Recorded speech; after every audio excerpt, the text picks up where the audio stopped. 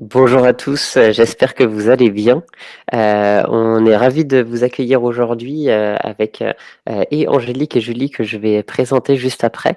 N'hésitez pas, le temps sur les premières secondes que les retardataires arrivent dans le chat qui vous êtes et ce qui vous intéresse particulièrement dans le sujet qu'on va traiter aujourd'hui, puisqu'on est réunis autour du sujet de la monoparentalité. Je vais donc vous partager le document que vous pourrez bien sûr retrouver dans sur la plateforme Webico directement.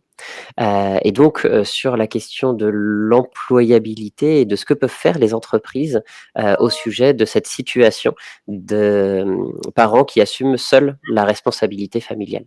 Les responsabilités familiales. Je pense qu'Angélique me corrigera au fur et à mesure. 3 mots peut-être pour vous parler des personnes qui sont là. Et donc, Angélique Gasmi qui nous fait le plaisir de venir aujourd'hui témoigner en tant que présidente du Fonds Femmes et Avenir, qui est dédié justement à ce sujet de la monoparentalité. Est-ce que, Angélique, tu veux nous en dire quelques mots? Alors, moi, je m'appelle Angélique Gasmi, je suis la fondatrice et la présidente exécutive de cette ONG qui fait de cette question de la monoparentalité une grande cause nationale. Je suis ravie d'animer avec Maxime et Julie cette instance. Et Bonjour à tous, pardon, excuse-moi Maxime du coup. Bonjour à tous, je suis Julie Caputo, je suis directrice marketing et petite enfance du groupe de crèche La Maison Bleue et la monoparentalité et la parentalité en général, évidemment, au cœur de nos préoccupations. Et donc, au cœur de vos préoccupations par rapport à vos sujets, mais aussi parce que vous êtes une entreprise qui est particulièrement engagée auprès du Fonds Femmes et Avenir sur toute cette dimension. Exactement, on est partie prenante du Fonds Femmes et Avenir depuis plus d'1 an maintenant. Merci à toutes les deux. Et donc l'enjeu aujourd'hui, ça va être bien sûr d'appréhender cette notion de monoparentalité et aussi de la projeter au regard des questionnements des entreprises et des questionnements liés au sujet de l'insertion et du maintien en emploi des personnes qui sont dans ces situations-là. Peut-être pour démarrer un petit peu, une petite question. Alors, vous retrouverez ces 2 slides qui parlent un petit peu plus en profondeur des différentes structures, mais vous les aurez sur le support. Une petite question que je vais vous ouvrir en sondage sur le pourcentage de familles qui sont monoparentales, selon vous. Sur 100 familles, combien déclarent leur... Hop là, combien sont monoparentales, pardon. Je vous laisse quelques instants pour y répondre. Est-ce que c'est 10%? Est-ce que c'est 20%? Est-ce que c'est 30%? Ou est-ce que c'est 40%? Vous avez le sondage qui est sur le côté. Alors, on a des personnes qui répondent directement dans le chat. On a des propositions à 50%, à 40%. On a du 20% aussi. C'est quelque chose qui est assez équilibré dans vos réponses. On a une majorité de 30% qui se détache. Je vais laisser Angélique vous donner la réponse. Angélique, Alors, si tu veux bien. Maxime, voilà, si tu veux bien afficher le slide. Aujourd'hui, en France, on a environ 30% des familles sont monoparentales. 5 millions d'enfants qui sont assurés par un parent seul. 85% de ces familles sont gérées, assurées, financées par des femmes. La durée de la monoparentalité, elle est de plus en plus importante en France. Ces parents se retrouvent seuls pour une durée qui est longue, 5,5 années à peu près. 5 millions d'enfants, comme je l'ai dit.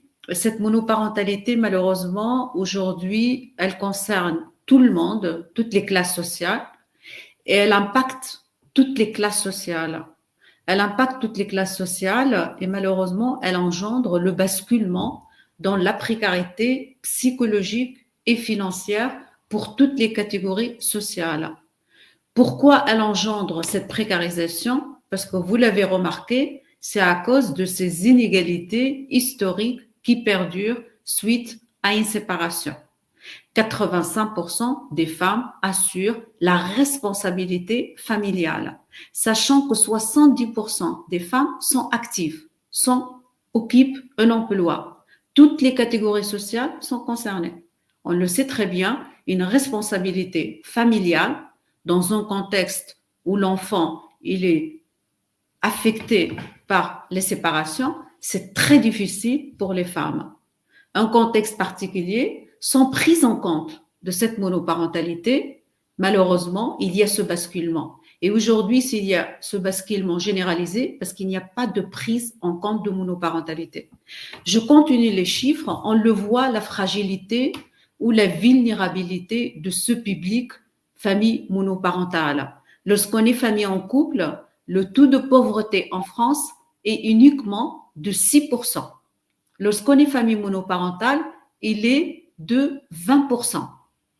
Les familles monoparentales, malheureusement, suite à une séparation, beaucoup de femmes quittent le domicile conjugal et deviennent locataires. Aujourd'hui, le constat, il est alarmant.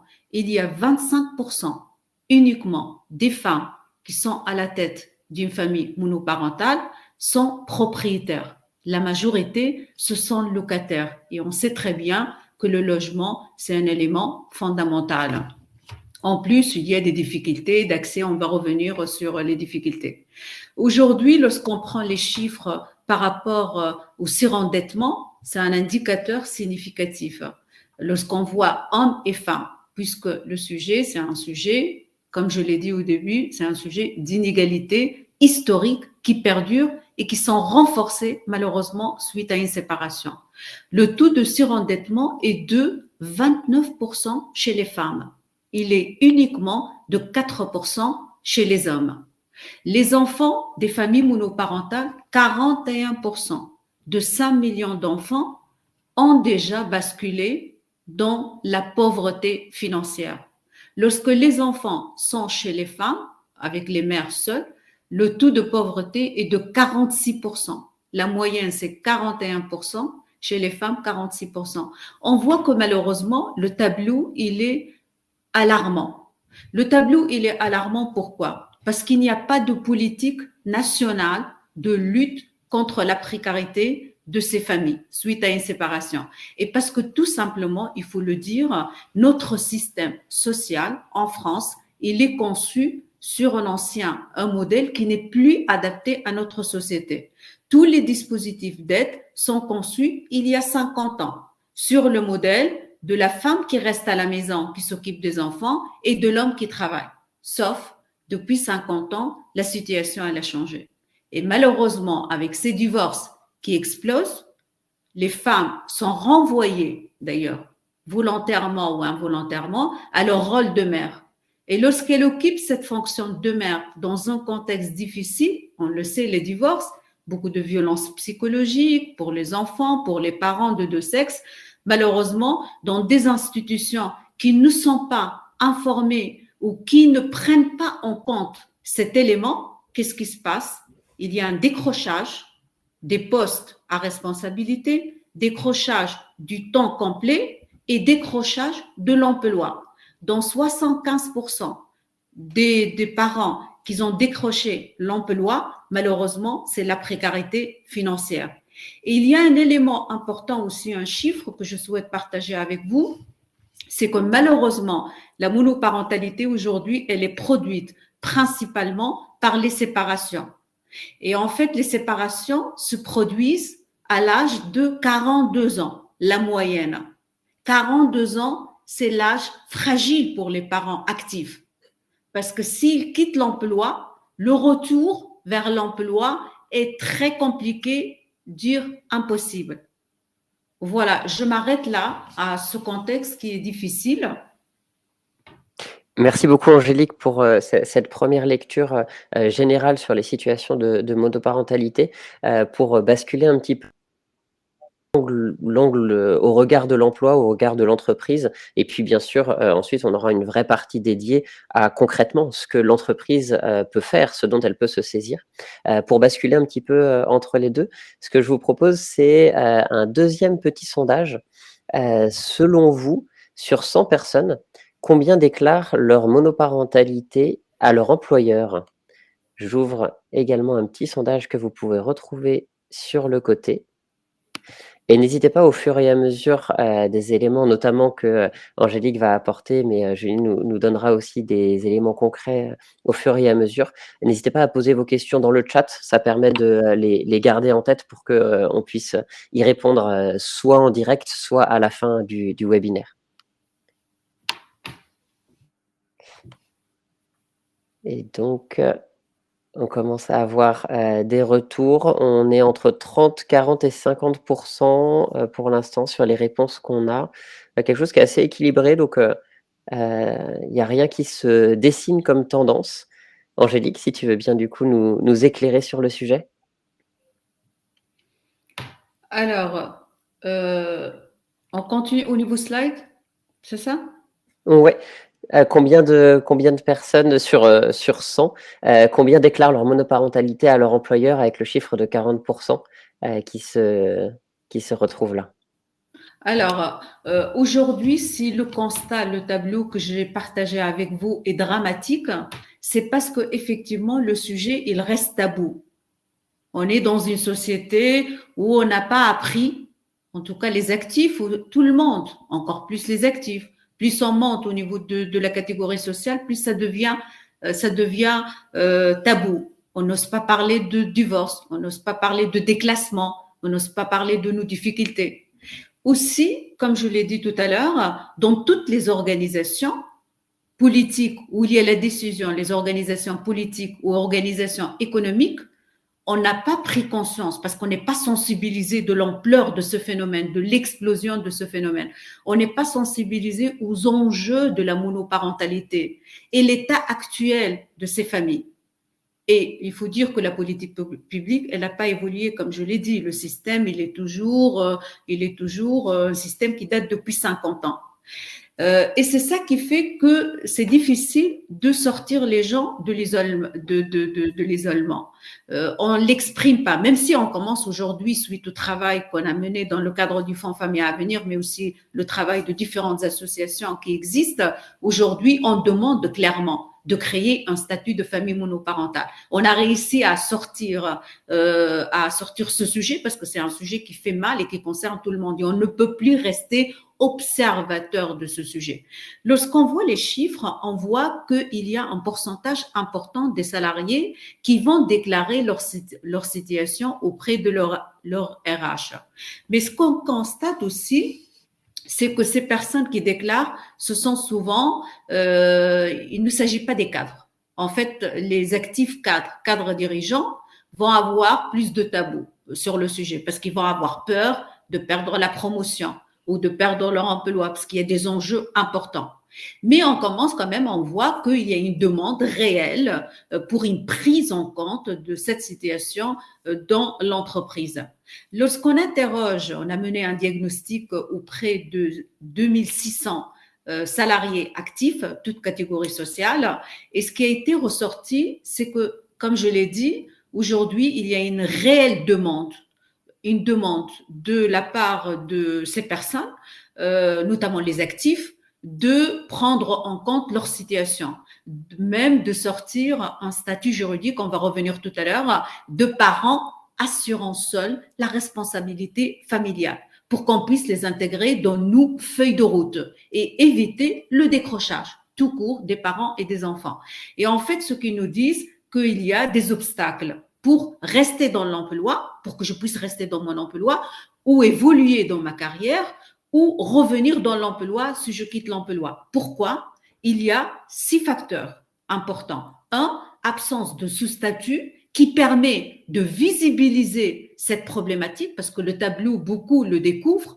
D'ailleurs, chaque fois on fait une conférence, les gens découvrent l'ampleur de ce phénomène et l'origine de ce phénomène. Parce qu'il ne suffit pas d'appliquer, comme je l'ai dit, les gens, ils travaillent. La monoparentalité en soi, la séparation, elle fait partie du parcours d'une vie. Elle fait partie d'un parcours d'une vie. Sauf que la monoparentalité, lorsqu'il s'agit d'un divorce, on n'a pas été préparé ou éduqué. Il y a un choc émotionnel lié à notre culture et ça fait qu'il y a un contexte particulier qui se met en place.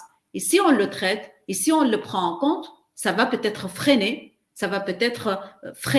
pas peut-être, ça va freiner cette tendance.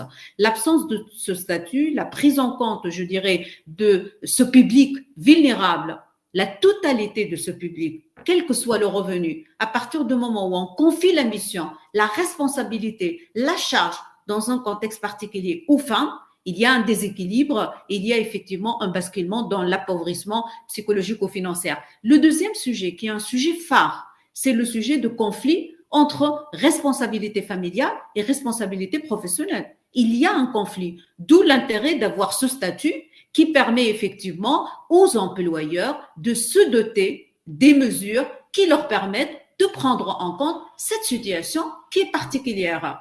Il y a les stéréotypes qui bloquent. Comme je l'ai dit, les managers, tous les décideurs, tous on est nés avec des stéréotypes. C'est culturel, c'est notre éducation. On le dit, notre société, toutes les sociétés sont patriarcales. Il faut accéder à la connaissance. Et grâce à la connaissance, on évolue les mentalités. Parce qu'on pense que la monoparentalité, comme je l'ai dit, concerne que les pauvres, que les femmes qui n'ont pas fait les études ou les hommes qui n'ont pas fait les études. Non, elle concerne tout le monde et elle impacte 5 millions d'enfants et elle impacte tous les enfants. Et ces gens, ils sont actifs. Tout le monde veut travailler. Tout le monde veut avoir une vie sociale. Il suffit juste de débloquer ces stéréotypes et d'intégrer ce statut en amont de nos politiques. Les décideurs l'intègrent et ils vont le déployer dans l'entreprise et dans toutes les organisations. L'accès à des crèches et des garderies, on sait très bien, pour maintenir l'emploi, j'ai besoin d'avoir des structures. Aujourd'hui, c'est une difficulté générale en France, l'accès à des garderies et des crèches. Encore plus pour les familles monoparentales. Et il y a beaucoup de familles monoparentales qui n'arrivent pas à accéder à ces structures. Et le fait de mettre en place ce statut ou d'intégrer cette catégorie, ça veut dire tout simplement, comme je l'ai dit, les décideurs, ils vont intégrer cette notion et ils vont donner la priorité à ce public qui est vulnérable. Tout court, c'est une réalité, le chiffre le dit. L'accès à des aides, comme je l'ai dit tout à l'heure, bien sûr, en France, on a le système d'aide le plus généreux. Mais ce système d'aide le plus généreux, il a été conçu il y a 50 ans. Aujourd'hui, beaucoup travaillent. Et les gens qui travaillent, les actifs, n'ont pas accès aux aides, ne rentrent pas dans les cases, n'ont pas le temps pour chercher ces aides. Aujourd'hui, on le sait. Les responsables politiques qui ont travaillé sur le sujet le disent à l'unanimité. Il y a un problème de dispositif d'aide actuel. Et d'où l'intérêt, effectivement, d'avoir cette mobilisation nationale de tous les décideurs pour qu'on puisse mettre en œuvre des cadres adaptés à la réalité, dans l'entreprise, mais dans toutes les organisations, y compris l'organisation familiale. Cette responsabilité partagée entre les hommes et les femmes. Parce qu'on reviendra sur ce déséquilibre ou cette inégalité qui est un facteur fondamental de cette situation de précarisation. Enfin, il y a, voilà, je reviens naturellement à cette question, pourquoi il y a autant de précarité? Il n'y a pas la faute des hommes ou la faute des femmes, il y a une société qui a été conçue comme ça et grâce à nous, grâce à notre action commune, collective, intelligente, on arrivera à faire évoluer la mentalité pour l'intérêt de nos enfants et l'intérêt de notre société. Aujourd'hui, le constat, il est là. Nous ne pouvons plus le nier. Il y a une absence totale des pères suite à une séparation, à part les 15% qui sont responsables et qui assurent la responsabilité. Je ne parle pas de garde, parce qu'on ne garde pas les enfants. On assume la responsabilité éducative, l'ambition et l'avenir de nos enfants. Et notre action va revenir sur la raison d'être de la création de notre œuvre philanthropique, c'est ensemble, réussissant, ensemble, il faut qu'on puisse agir pour changer tout simplement cette situation qui malheureusement, qui fait beaucoup de mal à nos enfants et à la société. Merci Angélique pour tous ces apports. Ce qui me marque aussi dans ces situations de monoparentalité au regard de la question du retour à l'emploi ou du maintien en emploi, c'est la diversité des sujets et des dimensions de vie des personnes potentiellement sur le sujet. On se retrouve avec on a listé environ 80 freins différents au retour à l'emploi qui sont rangés dans un certain nombre de catégories et on voit bien que ça peut impacter la capacité à se mobiliser, de mobilité. Ça vient toucher la famille, ça vient toucher potentiellement la santé en fonction justement des impacts que ça vient toucher le logement, tous les volets administratifs et financiers qui ont été évoqués, etc., etc. Et donc on se retrouve finalement avec un sujet qui vient impacter la diversité des dimensions de vie, et sachant que chacun de ces freins n'est pas sont interdépendants justement, ils sont pas isolés. Et donc quand je viens toucher un frein potentiellement, je viens aussi me mettre dans une certaine difficulté au regard d'autres sujets. Et donc c'est bien en prenant cette dimension au global qu'on est capable d'accompagner ce sujet, d'où l'intérêt de la prise de conscience et de la prise de responsabilité aussi des entreprises au regard de ce sujet. Et c'est ce qu'on se propose de faire ensemble en avançant maintenant sur le deuxième grand volet de notre échange du jour. Quels sont les leviers d'action concrets pour une entreprise? Qu'est-ce que l'entreprise peut faire? Et on se retrouve avec pas mal de choses qui sont là. Peut-être, si je peux te donner la parole, Julie, pour nous parler très concrètement chez vous, ce qui a été mis en place, ce qui fonctionne moins bien. Alors, juste pour faire le lien avec la précédente intervention, effectivement, on est à la limite, à la frontière de la vie personnelle et de la vie professionnelle. Et effectivement, chaque volet a un impact sur l'autre. Donc, lorsque la Maison Bleue a décidé d'être partie prenante du Fonds Femmes et Avenir, on a commencé déjà par faire une conférence pour informer nos collaborateurs sur ce partenariat-là, qui était essentiel pour nous, et du coup, pour leur montrer que la monoparentalité était un sujet d'attention et de préoccupation chez nous. C'est plus facile pour un collaborateur de se dire « je vais aller en parler », si en amont, l'entreprise a expliqué que c'était un sujet qui retenait toute son attention. Ça, c'est le premier point. Le deuxième point, et je rejoins des commentaires qui ont été mis dans le chat, c'est qu'effectivement, on a des collaborateurs qui ont du mal à dire les choses et qui ont du mal, entre guillemets, à appeler au secours. Donc, la problématique du diagnostic est une problématique qui est fondamentale pour nous. Aujourd'hui, je suis absolument incapable de vous dire combien de familles monoparentales travaillent au sein de la Maison Bleue. Je suis capable de vous dire que c'est un critère que nous poussons vis-à-vis de nos clients, que ce soit des collectivités ou des entreprises, dans leurs critères de choix pour attribuer des places à leurs salariés, ce qu'on fait évidemment au sein de la Maison Bleue également. Mais aujourd'hui, le diagnostic interne est très compliqué parce qu'on est à la frontière de ces deux mondes. Donc, une fois que la conférence s'est terminée, on a créé une adresse interne monoparentalité@lamaisonbleue.fr pour permettre aux collaborateurs de nous remonter des situations spécifiques sur ce sujet-là. En parallèle, Angélique Gasmi, donc le Fonds Femmes et Avenir, met également à disposition une ligne d'écoute qui permet à nos collaborateurs, s'ils ne veulent pas passer par nous, ce qui peut aussi arriver, d'échanger avec le Fonds Femmes et Avenir sur leurs problématiques spécifiques. On est passé à une deuxième étape importante suite à la conférence, qui est de se dire, en fait, les rouages qui peuvent avoir cette information-là dans l'entreprise, ce sont les managers. C'est-à-dire chaque manager au sein de son équipe connaît la situation. Je peux vous dire que moi, j'ai des mamans de familles nombreuses, des mamans en situation monoparentale et des mamans qui partagent la responsabilité avec leur conjoint également. Et donc, on a organisé en fin d'année dernière, une formation à destination de nos managers pour les sensibiliser à ces enjeux-là. Angélique est également venue. Et donc, voilà, c'est ces deux points-là qui nous permettent aujourd'hui déjà d'avoir une meilleure connaissance et en tout cas de libérer la parole au sein de nos collaborateurs. On est en train de regarder la partie référent en interne, effectivement, pour que les gens aient un contact interne dédié sur ce sujet-là, sachant qu'à nouveau, le contact externalisé chez Femmes et Avenir est déjà en place. Et ensuite, pour l'instant, à notre main, on a un panel de solutions, j'allais vous dire une solution de bon sens, sur de la flexibilité, sur de l'écoute, sur de pouvoir laisser partir quelqu'un quand il a un rendez-vous spécifique, etc. Donc, il y a toute cette partie de bon sens qui se met en place naturellement, et une autre partie qui, pour être honnête avec vous, sans le statut, nous pose aujourd'hui des difficultés. Accorder des jours spécifiques aux familles monoparentales. On a aujourd'hui à la Maison Bleue un panel de jours en plus pour les familles, mais pas spécifiquement pour les familles monoparentales. Et pour aller plus loin, on a besoin de ce statut. Oui, complètement. Ce sont des raisons juridiques que tu évoques Oui. d'impossibilité réglementaire de distinguer ces populations et d'autres. C'est bien ces sujets-là que tu évoques.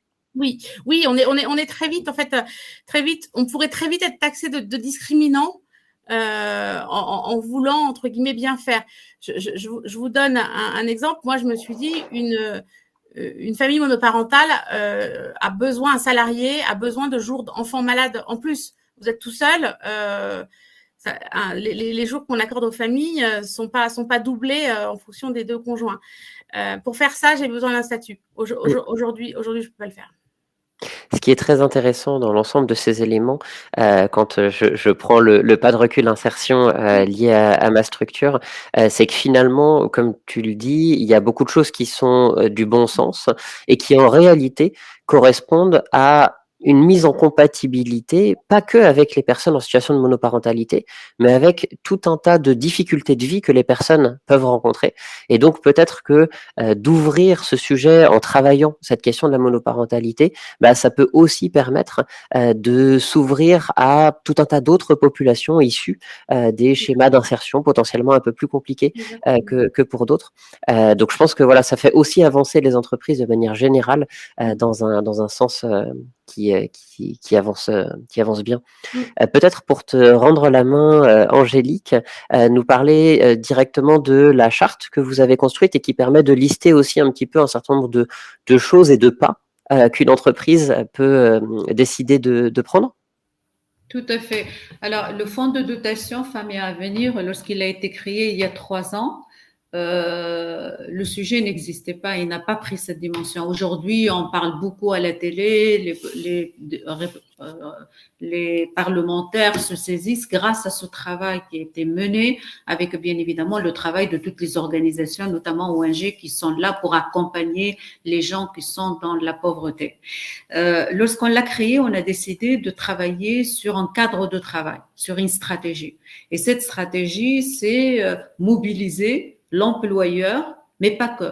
Il y a l'employeur, tous les décideurs en fait. Il y a 3 types de décideurs. Il y a l'employeur pour qu'on puisse agir sur le lieu de travail, éviter le décrochage des salariés, assurant seul la responsabilité familiale, mais aussi il y a le politique, le législateur. Il a sa part dans la responsabilité.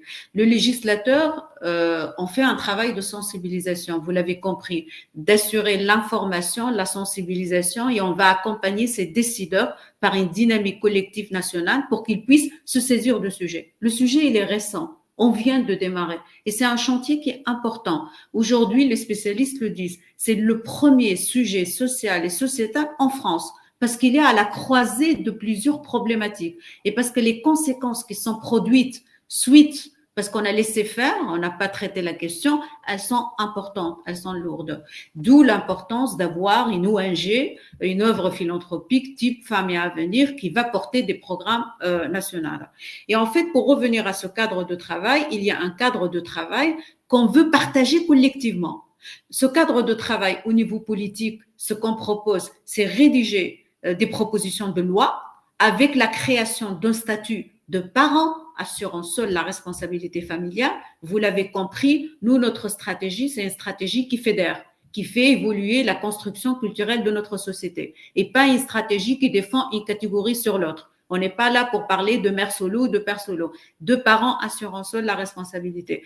Et à partir du moment où il y a le statut, c'est un statut juridique protecteur qui va prévoir un cadre protecteur sur le lieu de travail, mais aussi pour l'accès au logement, l'accès à la santé, l'accès à l'éducation, parce que vous l'avez compris, il est à la croisée de plusieurs sujets, ce dossier. C'est un dossier qui est vraiment important.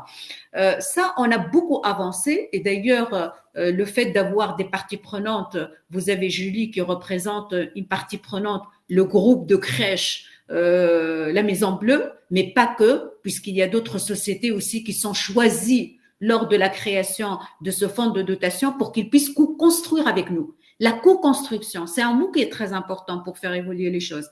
Et en fait, elle était aussi avec nous, les employeurs, parce que derrière Fonds Femmes et Avenir, il y a des acteurs, des partenaires, parties prenantes. Et on a rencontré le Sénat, les parlementaires, etc. Et on est en train de construire avec eux. Et d'ailleurs, je vous annonce une bonne nouvelle, on va la partager avec vous sur les réseaux sociaux. Il y a aujourd'hui, on a lancé une consultation nationale pour inciter tous les citoyens à consulter la proposition de loi que nous portons, que les parlementaires, tous partis confondus, portent pour qu'elle la fasse passer en mai prochain avec la création de ce statut. Et on vous demande, tous les citoyens, de la lire et de l'enrichir. Et ça, c'est une première en France sur un sujet fondamental. Ça, c'est au niveau politique. Parallèlement, la même chose, en fait, parce que le cadre est le même. Agir tous pour éviter le décrochage des gens, le décrochage des familles. Tout court. L'enjeu, il est important parce que c'est des familles. Au niveau employeur, on a mis en œuvre, parce qu'on ne va pas attendre la création de statut. Bien sûr, on va continuer à travailler sur cette partie. Mais on peut avancer aussi, parce que l'enjeu, il est économique. Parce que 30% de mes salariés sont concernés. Parce qu'en tant qu'employeur, j'ai aussi l'obligation d'assurer cette responsabilité de l'entreprise. En tant qu'employeur, j'ai l'obligation d'éviter le conflit entre la vie privée et la vie professionnelle. C'est prévu par la réglementation, par le code de travail. En tant qu'employeur, je suis aussi tenu à mettre en œuvre l'égalité hommes et femmes. C'est un sujet d'égalité hommes et femmes. Si je n'agis pas, ça veut dire que cette égalité qu'on a du mal déjà à la rentrée dans l'entreprise, cette égalité professionnelle, elle explose avec la monoparentalité. Elle explose. C'est le vrai sens. Et en fait, on a créé un cadre. Ce qui est intéressant, il est partagé par tous les employeurs qui décident de se lancer dans cette belle aventure de transformation culturelle de l'entreprise. Ils sont pionniers. La Maison Bleue, Léa Nature, les 10 entreprises qui portent aujourd'hui cette organisation, ce sujet, ce dossier, ils sont pionniers. Et aujourd'hui, l'objectif, c'est il influence, il ouvre le boulevard à d'autres entreprises grâce à nous, grâce à vous, les personnes qui participent à cette conférence. Parce que tous, on a un pouvoir d'agir, de parler à nos décideurs et de leur dire, il existe une organisation qui peut nous aider à rentrer ce sujet et à traiter et à réussir ce sujet d'égalité ou de l'inclusion, etc. Et en fait, pour revenir à ce cadre de travail, c'est un cadre qui est baptisé dans une charte de monoparentalité, femmes et avenir. Et cette charte, elle est adossée à l'article 27 de la Charte sociale européenne. C'est très intéressant de le rappeler. Ça veut dire qu'on s'appuie sur la réglementation européenne. La réglementation européenne. Et d'ailleurs, la réglementation européenne, elle impose à l'État français de mettre en œuvre les mesures, de reconnaître la vulnérabilité, depuis des années, la vulnérabilité de ce public. Et d'ailleurs, ils le font aujourd'hui parce qu'ils sont dans l'obligation de le faire. On ne peut pas laisser 30% des foyers mourir. On ne peut pas, on doit agir, c'est un droit. Et en fait, pour cette charte de la monoparentalité, il y a 10 points dans cette charte.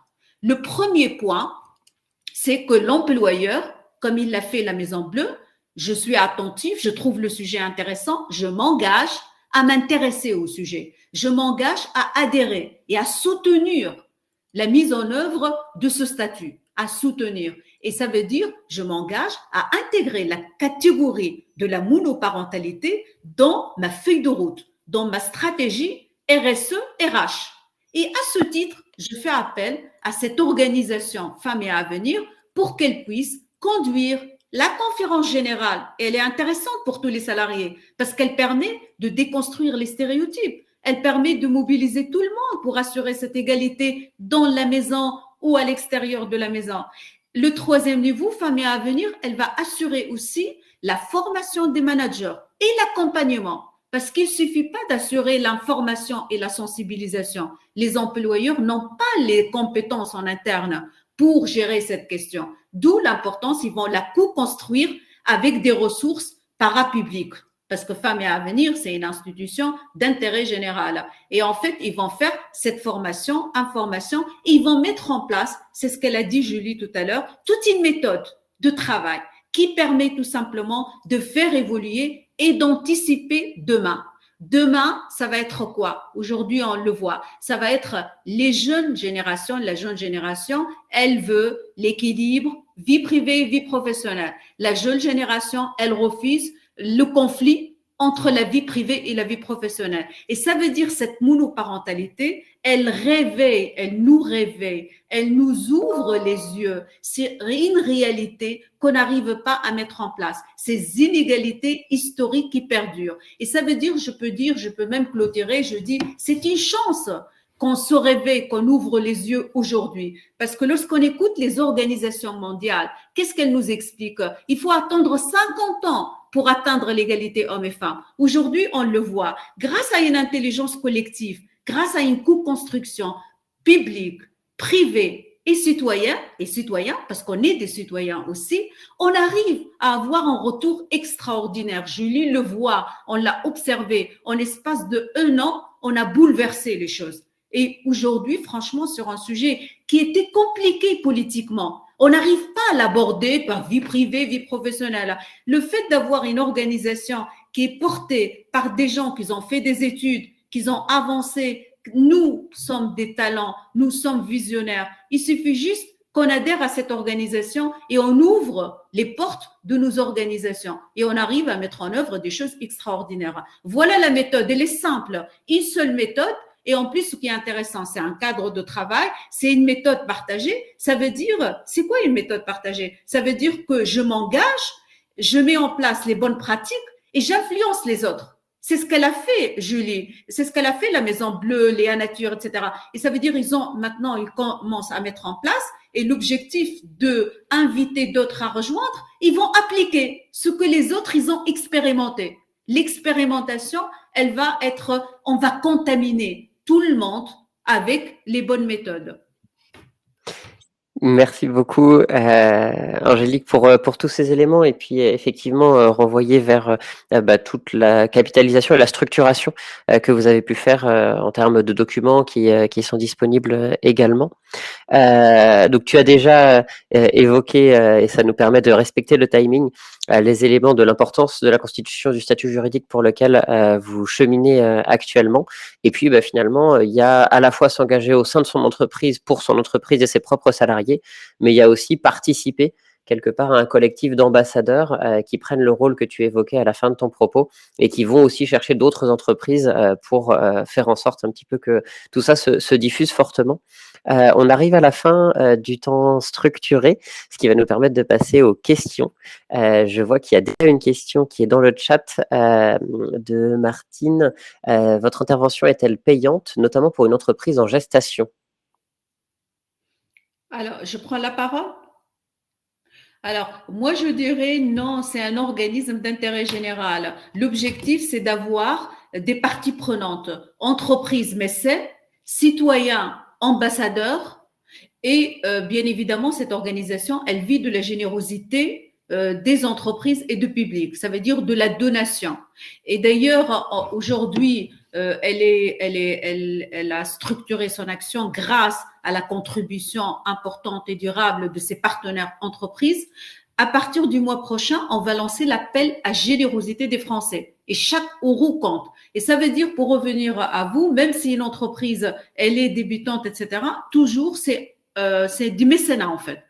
Ça veut dire, on facture pas, nous. C'est du mécénat et il y a un reçu fiscal. Notre intervention, c'est une co-construction. Même la formation, c'est du mécénat. L'entreprise, elle doit adhérer à ce programme. C'est un passage obligé, en fait. Il faut qu'elle adhère à la charte. Et à ce titre, on intervient et on fait la formation et on accompagne ses salariés pour qu'ils puissent, par la lignée d'écoute notamment.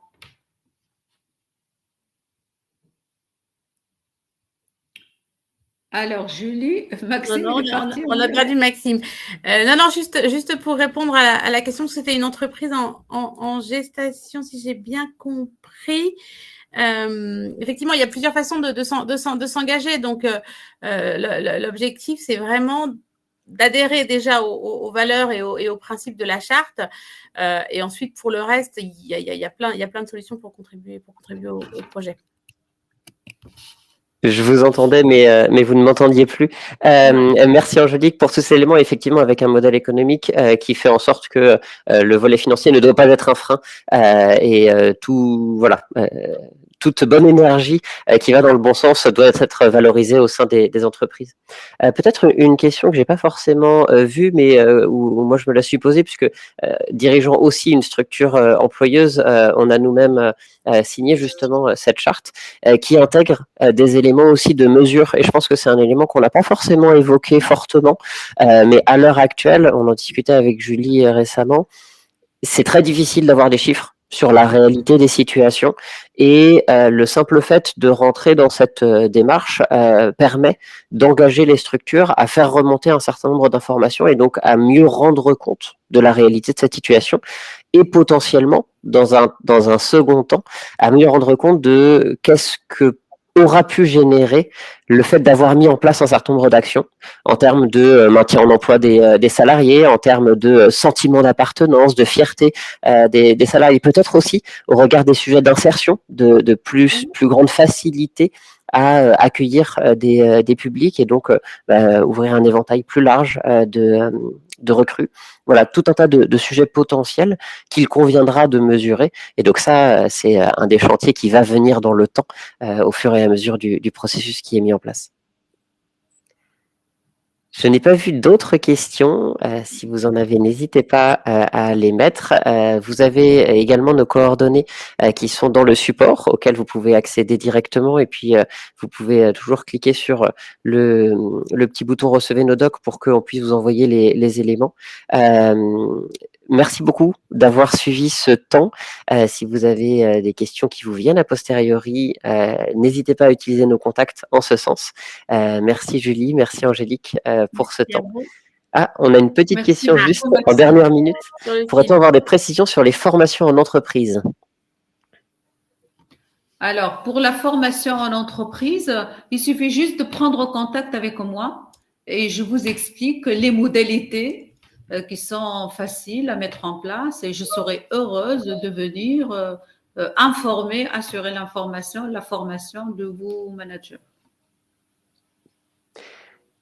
Je pense qu'on a cette fois-ci fait le tour. Merci à tous. Je vous souhaite une très belle journée et au plaisir. Au revoir. Merci beaucoup. Au revoir.